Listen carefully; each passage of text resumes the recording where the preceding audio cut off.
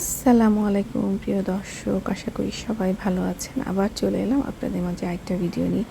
প্রথম থেকে শেষ পর্যন্ত ভিডিওটা দেখবেন। যদি ভালো লাগে তাহলে অবশ্যই লাইক করবেন, কমেন্ট করবেন, শেয়ার করবেন আর সাবস্ক্রাইব করতে কিন্তু ভুলবেন না। দর্শক, আপনারা জানেন যে তিশাদের ফ্যামিলি নিয়ে বেশ কয়েকটা চ্যানেল কিন্তু আপনার ভিডিও করে। তো তার মধ্যে কিছু কিছু চ্যানেল আছে যাদের ভিউজ অনেক বেশি, যাদের সাবস্ক্রাইবার অনেক বেশি, ঠিক আছে। তো আজকে যাদের নিয়ে আমি কন্টেন্ট করি তাদেরকে নিয়ে পরে কথা বলি। আগে একটু ইম্পর্ট্যান্ট একটা কথা আমি বলে নিই। তো সেটা হচ্ছে যে এই যে বাংলা থেরাপি, না ওনার চ্যানেলের নাম বাংলা থেরাপি আপুই বলি, কারণ আমি জানি না উনি আমার ছোটো না বড়, যেটাই হোক আপুই বললাম, ঠিক আছে। তো বাংলা থেরাপি আপুকে আমি চিনি না, ওনার ভিডিও আমি দেখছি, কিন্তু আমি যেটা সবসময় বলি যে আমি তারকাদের গল্পের ভাইয়ার অনেক আগে থেকে দেখি, কারণ উনিই প্রথম আসছে ইউটিউবে। তারপরে অন্য এতগুলো চ্যানেল কবে আসছে আমি সেটা জানি না, বাট যখন আমি শুরু করলাম তখন দেখলাম যে বেশ কিছু চ্যানেল আসছে এবং তার মধ্যে বেশ কয়েকজনই আছে মহিলা। এইবার আমি মোদ্দা কথায় আসি, সেটা হচ্ছে যে কিপ্রিয়া ভাইয়ের চ্যানেলে গতকালের সম্ভবত একটা ভিডিও দিচ্ছে। তো আমি সেখানে মাঝে মাঝে আমি কমেন্ট পড়ি, আমার কমেন্ট পড়তে ভালো লাগে। তো আমি যখন কমেন্ট পড়তে দেখলাম, তো ওখানে একজন ভাইয়া, উনি আমার চ্যানেলেও করে, কমেন্ট করে, এবং উনি মোটামুটি অনেকের ভিডিওই দেখে কিন্তু, ঠিক আছে। তো সেখানে উনি সম্ভবত কিছু একটা কমেন্ট করছে এবং সেখানে নিচে এসে একজন আশা করবি আপনারা ধারণা করতে পারবেন কে সে, যে কিনা আমার চ্যানেলে স্ট্রাইক মেরেছে, হ্যাঁ, এবং মেরে সে খুব খুশি। সে বলল যে সে জয় বাংলা করে দিতে পারছে, আর সে খুশি থাকুক, সে খুশি থাকলেই সবাই খুশি থাকবে। তো সে গিয়ে ওখানে কমেন্ট করছে যে কি কাউয়া কাউয়া বলতে বাংলা থেরাপি আপুকে বুঝায়, আর হচ্ছে কাউয়ার সতীন বলতে আমাকে বুঝাইছে, ঠিক আছে। এখন আপনারা ভাববেন যে কেন আমাকে বুঝাইছে, কারণ আমার কমেন্ট বক্সে এসেও সে একই জিনিস বলে গেছে যে বাংলা থেরাপি নাকি আমার সতীন, ঠিক আছে, বা আমি ওনার সতীন, এই টাইপের কিছু সে বুঝাইতে চাইছে। তো একটা মানুষ কতটা নোংরা মন মানসিকতার হলে সে এত বড় একটা কথা ইউজ করে, সতীন কথাটা। তো বুঝতেই পারতেছেন যে তার কীরকম অবস্থা। তার মুখ দিয়ে হয়তো আবর্জনা বের হয় না, কিন্তু তার হাত দিয়ে অনেক আবর্জনা বের হয়। সে যখন কমেন্টে তাকে কেউ নেগেটিভ কমেন্ট করে, সেখানে সে তাকে ন্যাংটা করে ছেড়ে দেয়। তো সেগুলিতে আমি না গেলাম। তো এই যে কথাগুলো যে বলে, হ্যাঁ, যেখানে আমি না বাংলা থেরাপিকে চিনি না বাংলা থেরাপি আমাকে চিনে, তাহলে কেন এই ধরনের বাজে নোংরা কথা একটা মহিলা হয়ে বলে? এবং তার যে সাপোর্টার, ঠিক আছে, তার সাপোর্টার ওই সুদূর বিদেশে বসে থাকে, হাসানা মিসা আমি জানি না, সে বিভিন্ন চ্যানেলে গিয়ে তার এই যে মেয়ে মহিলা বস, যে আমি জানি না এটা ওনার হাজব্যান্ড নাকি ওনাদের কোনো আত্মীয় হবে, না হয় কোনো দর্শক এভাবে চ্যানেলে গিয়ে তার চ্যানেলকে প্রমোশন করে না দর্শক। তো সেই কথাটা এই কারণেই বললাম যে আমি একটা মানুষকে চিনি না, বাংলা থেরাপি আমাকে চিনে না, কিন্তু আমাদেরকে সে সতীন বানাই দিছে। কতটা জঘন্য হইতে পারে একটা মানুষ, হ্যাঁ। তো সেটা আপনাদের সাথে একটু শেয়ার করলাম আমি, কারণ আপনারা জানেন যে সে আমার চ্যানেলের মধ্যে দুইটা স্ট্রাইক মারছে, এবং যার কারণে আমার চ্যানেলের অবস্থা খারাপ। অসুবিধা নাই, আমার চ্যানেল যা খুশি হোক, হ্যাঁ। তো যাই হোক, এবার ওই চ্যাপ্টারটা বাদ দিয়ে এবার আসি আমি যে আমি যাদেরকে নিয়ে কন্টেন্ট করি তাদের যে কথা বলি। সালমানের মা মানসিকভাবে বিপর্যস্ত, সেটা কিন্তু, যদিও সালমানের মা সবসময় একটা মুখ ভার করে রাখে বা একটা স্যাড ফেস থাকে তার চেহারার মধ্যে, হ্যাঁ, হয়তোবা সংসারের ভারে আছে না, অভাবের কারণে হয়তোবা ওইভাবে সে হাসতে পারে না, বা তার নেচারটাই ওইরকম। তো সে কিন্তু ক্যামেরার সামনে যখন তিশার সাথে বসছে একসাথে, সে কিছু বলতে চাচ্ছে, কিন্তু তিশা কিন্তু তার হাতটা চেপে ধরে রাখছে এবং হাতটা চেপে তার কথা কন্ট্রোল করতেছিল দর্শক, হ্যাঁ।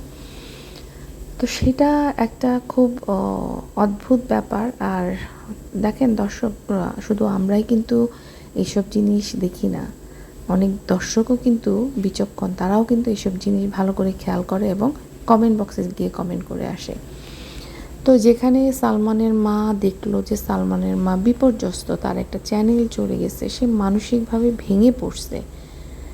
এতবার বলার পরও যেদিন থেকে আসছে সেদিন থেকে তিশা তাকে দিয়ে ঘরের সমস্ত কাজ করে আনিচ্ছে। যেই তিশা কিনা এতদিন ধরে সে ঈশ্বর দিতে গেছে, একদিনও আমরা দেখি নাই যে সে হাতে রুটি করছে, কারণ তার সেই গুণই নাই, সে একটা বেগুন মহিলা। সে এতদিন ধরে বাজারের কেনা পরোটা খাইছে। আমরা ঈশ্বর দিতে আসার পরে অলমোস্ট প্রতিদিনই দেখছি যে বাজারের কেনা পরোটা সে ভেজে ভেজে খাইছে। তাকে এখন হাতে করে রুটি খেতে হবে, কারণ কি? কারণ এখনই তো সময় মজলুমকে খাটিয়ে নেওয়ার। কারণ সালমানের মা একটা বিপদে পড়ে আসছে। হ্যাঁ, এখন সালমানের মাকে এটাই সময়, ঘরের যত সমস্ত কাজকর্ম আছে সেগুলো করে নেওয়ার। সালমানের মায়ের প্রায় দেখবেন যে হাত চেপে ধরছে, কারণ সালমানের মা সম্ভবত আপনার সত্যি করে মানে বলে ফেলতেছিল। একটা মানুষ যার কিনা তিশার বাসায় কাজ করে, চ্যানেলের জন্য আসছে, তাকেও তিশা ছাড় দিচ্ছে না যে আচ্ছা তার অভাবের সংসার, মহিলাটা অভাবের কারণেই, দুটো বাচ্চা আছে, তার হাজব্যান্ড অসুস্থ, হ্যাঁ, মহিলাটা চ্যানেলের থেকেই যা টাকা আসতো সেটা দিয়েই সংসারে খরচ করতো। তাকে চিন্তা করে দেখেন, দুইটা মুরগি নিয়ে আসতে হয়েছে, নারকেল, মুড়ি, হরেক রকমের উপহার নিয়ে তাকে কিন্তু আসতে হয়েছে। কতটা ভালো, কতটা কাইন্ড! শুধু আমরা না, দর্শকদেরও চোখ আছে দেখার, দর্শকরাও দেখে, ঠিক আছে? আর যারা দেখে না তারা হচ্ছে ওখানে অয়েলিং বাটার করতে যায় তিশাকে। তিশা সবসময় একটা ভালো মানুষের ভাব ধরে ক্যামেরার সামনে আসে, কিন্তু তিশা কি অতটা ভালো? আপনারাই বলবেন যে তিশা কতটা ভালো। আর অন্যদিকে বাবুর মা আসবে শুনে বাবু আর মিম আগে সাবিনার বাসায় পালাইছে 2 দিন আগেই, আর কোহিনুর বেগম সকালবেলা পালাইছে করিম ব্যাপারী সহ। বলতে পারেন যে খুকি বুদ্ধি করে পাঠাই দিছে, হ্যাঁ। অথবা খুকি কিন্তু ওরা আসার পর জিজ্ঞেস করতেছিল যে আপনারা যে আসছেন বলে আসলেন না কেন? তখন ওর নাম কি, বিল্লাল বলতেছিল যে সারপ্রাইজ দিতে আসছি, কিন্তু খুকি কিন্তু বলতেছিল আমার মনে হচ্ছিল যে আপনারা আসবেন, আমার ধারণা হচ্ছিল, কারণ ওই কোহিনুর বেগম যে সকালবেলা পালাইছে পিঠার নাম করে ইয়েকে নিয়ে, সেটা দেখেই হয়তোবা খুকির ধারণা হয়েছে যে এরা আসবে। তো যাই হোক, সে থাকতে চায় না, সে চলে যেতে চাইছিল। হয়তোবা কোহিনুর বেগম থাকলে এখানে থাকতে পারতো না, বাট খুকি সুন্দর করে যতটুকু ছিল সুন্দর করে কিন্তু ওদেরকে খাওয়াই দিছে। খুকির কিন্তু এই জিনিসটা অবশ্যই প্রশংসা করতে হবে যে সে মেহমানদারি ভালো করে করতে পারে। আর ওইদিকে বাবুর অবস্থা দেখেন, এত অপমান সহ্য করেও সাবিনার বাসায় শুধুমাত্র 3 বেলা খাওয়ার জন্য পড়ে আছে, এবং সাবিনা যে বিভিন্ন কথা বলতেছে সেখানে দেখবেন বাবুর কিন্তু চেহারাটা কালো, কারণ বাবু অলরেডি বুঝে গেছে। এবং ও কি কমেন্ট পড়ে না? অবশ্যই কমেন্ট পড়ে। দর্শক কি বলবো, কি বলবো, এই হাতি সাবিনার জন্য তার সুদর্শন স্বামীকে অনুরোধ করছে যে ঢাকা থেকে তার জন্য জিম প্যান্ট কিনে নিয়ে আসতে। জিম প্যান্ট, ওরে আল্লাহ, জিম প্যান্ট তো না, হাফ প্যান্ট কিনে নিয়ে আসছে। ভাবতে পারেন, এই হাফ প্যান্ট পরে হাতি ব্যায়াম করবে, জিমে যাবে। মানে যে কিনা বোরখা পরে বাইরে যায়, সে কিনা এই হাফ প্যান্ট পরে জিম করবে শুকানোর জন্য। এটা কি আপনারা ভাবতে পারেন? বা একটুখানি ইমাজিন করবেন যে কেমন লাগতেছে দেখতে, সেটা দেখলেই তো মানে আমার হাসি থামায় রাখতে পারতেছি না। কি বলবো বলেন, এদের যে কাণ্ড! বলে না যে অল্পবিদ্যা ভয়ঙ্কর। তো সেখানে একজন কমেন্ট করছে যে OMG, হাফ প্যান্টটা সাবিনুর হাতির, একবার চিন্তা কর তোরা 3 হাতি হাফ প্যান্ট পরে জিমে গেছস, দেখতে কেমন লাগবে ভাবা যায়? এদেরকে যে মানুষ এত অপমান করে, হ্যাঁ, তারপরেও আসলে ভাবা যায় না। আর হাতির কি ভাব, হাতি বলতেছে ও বাবা, এত বড় হাফ প্যান্ট কিনছো, এটাতে তো 3 জন ঢুকা যাবে, নাহলে এটা কাইটটা শুরু করা লাগবে। হাতি কি জানে না যে এটাও হাতির মানে গোশত দিয়ে ঢুকবে কিনা সেটাও সন্দেহ আছে না দর্শক। আমি বডি শেমিং করতেছি না, বাট যেটা সত্যি সেটাই, যে হাফ প্যান্টটা আনছে এটা হাতির সাইজেরই, তারপর আবার হাতি এসব ভাব নাই কিসের জন্যে। হাতির জামাই 3 দিন পর ঢাকা থেকে আসছে, তাও আবার হাতির জন্য একদম হাতির মতোই হাফ প্যান্ট নিয়ে আসছে। চিন্তা করতে পারেন, বাংলাদেশের গ্রামের একটা মেয়ে সে হাফ প্যান্ট পরে ব্যায়াম করবে ওজন কমানোর জন্য। ভাবা যায় কত পরিবর্তন হয়েছে আমাদের দেশের।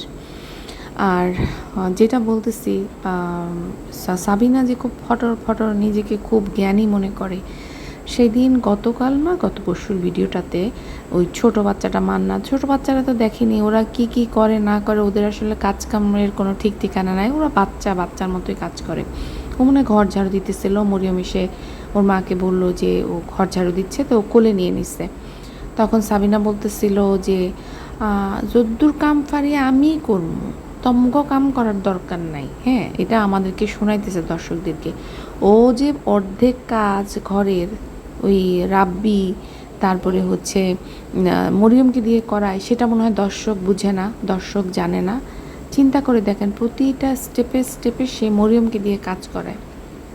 তারপরে ওইটা তো বললো সে, হ্যাঁ, তখন মরিয়ম একটু অবাক হয়ে তাকাইছিল। মরিয়মকে হয়তো ওই পাশ থেকে চোখ টোক ইয়ে করছে যে সত্য কথাটা বললো না, মিথ্যাই বলো, কারণ আমি তোমাকে মিথ্যা শেখাচ্ছি, আমি মিথ্যাবাদী, তুমিও বড় হয়ে মিথ্যাবাদী হও। তো সেখানে মরিয়ম কিছু বললো না, মরিয়ম চুপ করে শুনলো, কারণ মরিয়ম তো জানে যে আমাকে দিয়ে তো কাম করো, আবার তুমি কেন বলতেছো এই কথা। তো তারপরে তো পরের দিন যখন আরিফ আসলো, তার ওই যে হাতির মতো হাফ প্যান্ট নিয়ে আসলো, বউকে হাফ প্যান্ট পরায় দেখতে আর কি খুব পছন্দ করে। তো তখন আরিফ আঙ্গুর নিয়ে আসছে, তো সেই আঙ্গুরটা সে ধুবে আর ওই ছোটো আদবিয়া খাইতে চাচ্ছিল, কিন্তু সে সেটা দিচ্ছিল না আদবিয়াকে। হ্যাঁ, বললো যে এটা ধুয়ে খাইতে হবে, কিন্তু সে কিন্তু না ধুয়ে খেয়ে ফেলছে। আর মরিয়মকে বলতেছে যা মরিয়ম এটা ধুয়ে নিয়ে আয়। মরিয়ম তখন বললো পানি অনেক ঠান্ডা। আসলেই তো তাই, রাতের বেলা পানি কত ঠান্ডা। মানুষ আছে না, আমরা যেমন বাচ্চাদেরকে বলি না না না না বাচ্চা ধরবে না, আমি ধরি, হ্যাঁ, কিন্তু ওরা কিন্তু তা না, ওরা হচ্ছে নিজের সুখ নিজের শান্তি খুঁজে আগে, বা বাচ্চারা পরে। এই যে দেখেন না, আদবিয়া সেই সকাল থেকে উঠে বসে আছে, কিন্তু ওর মা তার স্বামীকে নিয়ে ঘুমাচ্ছে। হ্যাঁ, কোনো খবর নাই এই বাচ্চার। তাহলে বুঝেন এরা কেমন মা। আর সাবিনারও একই অবস্থা, মরিয়মকে কিন্তু সারাদিনই ফাইবার মেশ দিয়ে কাজ করায়।